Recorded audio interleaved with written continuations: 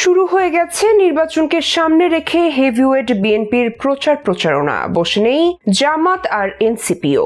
আর নির্বাচনকে কেন্দ্র করে নতুন এক বিতর্কে পাল্টাপাল্টি অবস্থান নিয়েছে রাজনৈতিক দলগুলো। কেউ চাচ্ছে পিআর পদ্ধতিতে নির্বাচন, কেউ আবার পিআর পদ্ধতির দুর্বলতা নিয়েও কথা বলছে। কিন্তু কি এই বিশেষ পদ্ধতি? কারা বেশি লাভবান হবে পিআর পদ্ধতিতে নির্বাচন হলে? বাংলাদেশের বর্তমান নির্বাচনী কাঠামোতে অনেক সীমাবদ্ধতা রয়েছে। বর্তমানে বাংলাদেশের জাতীয় সংসদ নির্বাচন একটি একক আসনীয় সংখ্যাগরিষ্ঠ ভোট ভিত্তিক পদ্ধতিতে অনুষ্ঠিত হয়, অর্থাৎ যে প্রার্থী সর্বোচ্চ ভোট পায় সে নির্বাচিত হয়, বাকি ভোট শূন্যে হারিয়ে যায়। এই পদ্ধতির এক বড় সংকট হলো তা বৃহৎ সংখ্যক ভোটারের মতামতকে উপেক্ষা করে ক্ষমতার ভারসাম্য গঠন করে। অনেক সময় দেখা যায় কোন একটি দল জাতীয়ভাবে মোট ভোটের 30 থেকে 40% পেয়েও সংসদের 2/3 আসন পেয়ে যায়। অন্যদিকে একটি দল 25 থেকে 30% ভোট পেয়ে সংসদে ন্যূনতম প্রতিনিধিত্ব পায় না। এই বৈষম্য রাজনৈতিক ভারসাম্য নষ্ট করে, অপসারণ যোগ্যতা দুর্বল করে এবং বিরোধী কণ্ঠস্বর নির্বাপিত করে।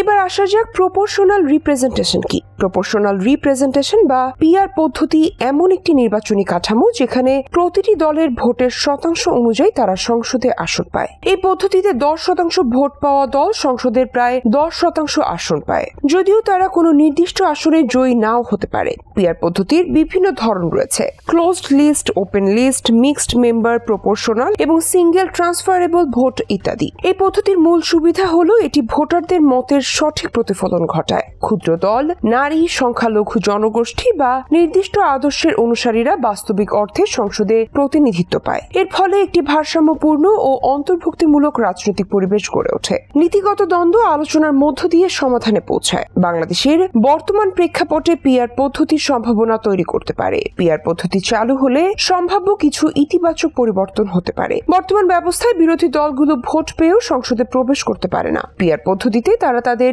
ভোটের হার অনুযায়ী আসন পাবে, ফলে সংসদের সক্রিয় বিরোধী রাজনীতি ফেরত আসবে। একক আসনে প্রতিদ্বন্দ্বিতার পরিবর্তে দলভিত্তিক প্রতিনিধি বাড়লে ব্যক্তিকেন্দ্রিক সহিংসতা হ্রাস পাবে। দলগুলো কেন্দ্রিক আলোচনা ও আদর্শিক অবস্থানে মনোযোগ দেবে। পিআর পদ্ধতির মাধ্যমে রাজনৈতিক অভিজাত শ্রেণী ভিত্তিক, পরিবার ভিত্তিক দখলদারিত্ব ভাঙা সম্ভব। তরুণ, নারী ও প্রান্তিক জনগোষ্ঠীর প্রতিনিধিত্ব অনেক বেশি অন্তর্ভুক্ত হবে। ভোট ব্যর্থ হওয়ার সম্ভাবনা কমে যায়, ভোটারদের আগ্রহ বাড়বে, তাদের ভোটের প্রতিফলন সংসদে দেখতে পাওয়ার অনুভূতি গণতন্ত্রে অংশগ্রহণ বাড়াবে। তবে পিআর পদ্ধতির বাস্তবায়নে কিছু চ্যালেঞ্জ ও আশঙ্কা রয়েছে। বিশেষত ক্লোজ লিস্ট পদ্ধতিতে প্রার্থীদের তালিকা দল নেতৃত্ব তৈরি করে দেয়, ফলে নেতার একচ্ছত্র কর্তৃত্ব বেড়ে যায়। এতে দলের ভেতরের গণতন্ত্র হ্রাস পেতে পারে। এদিকে প্রশ্ন উঠেছে পিআর নির্বাচন কেন প্রয়োজন।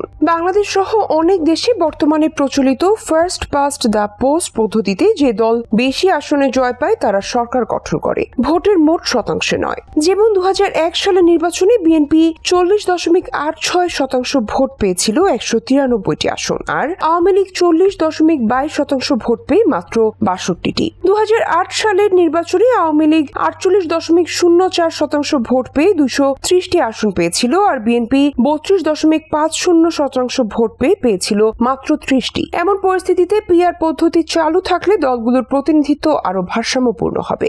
একটি বাস্তব উদাহরণ দেয়া যাক। যেমন 4টি দল একটি আসনে প্রতিদ্বন্দ্বিতা করছে। একজন প্রার্থী 25% ভোট পেয়েও বাকিরা মিলে 75% ভোট পেলেও প্রচলিত পদ্ধতিতে সেই 25% প্রার্থী জয়ী হবে, অর্থাৎ 75% ভোটের কোনো কার্যকর প্রতিনিধিত্ব থাকবে না। মূলত এই কারণেই এবার জোরে সোরে আওয়াজ উঠেছে পিআর পদ্ধতির পক্ষে। প্রথমবার 1899 সালে বেলজিয়ামে চালু হয় পিআর পদ্ধতি। বর্তমানে বিশ্বের 170টি গণতান্ত্রিক দেশের মধ্যে 91টি অর্থাৎ 54% দেশে পিআর ভিত্তিক নির্বাচন অনুষ্ঠিত হয়।